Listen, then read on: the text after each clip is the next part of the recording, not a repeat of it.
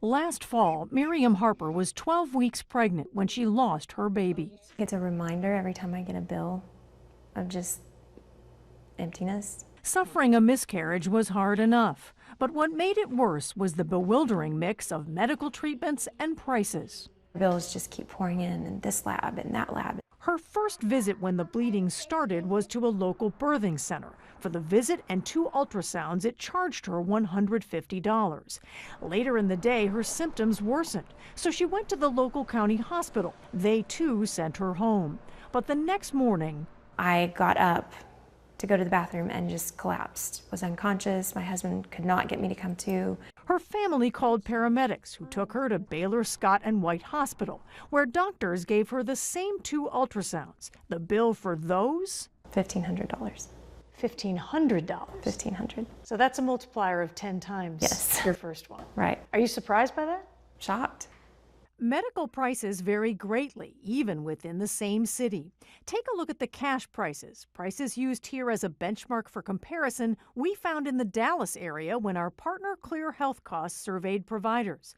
For a lower back MRI without contrast, the price goes anywhere from $295 to $5,323. A mammogram screening ranged from $139 to $743. And sometimes they aren't even very far away from each other. At Texas Health Harris Methodist Hospital, the cost for a cardiovascular stress test is $698. But just a mile away, a 3-minute drive, at Baylor Scott and White All Saints Hospital, the same cardiovascular stress test is priced at $8,217, a difference of over $7,000. Aaron Carroll is a professor of pediatrics and health services researcher. It's because someone can.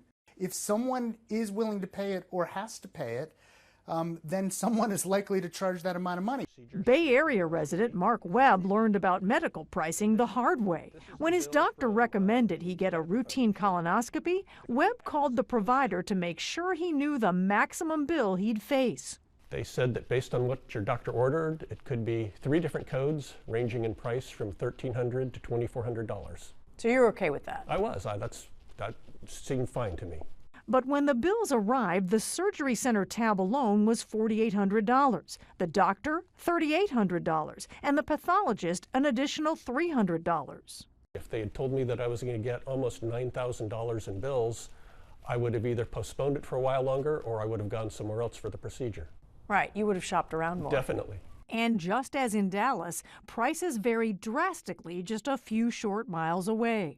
At Simon Med Imaging in San Francisco, an MRI of the upper back cost $550, while 4 miles away at St. Mary's Medical Center, the price was $5,751. What's the rationale behind the pricing? You have to remember that the people who are providing health care are also trying to make money.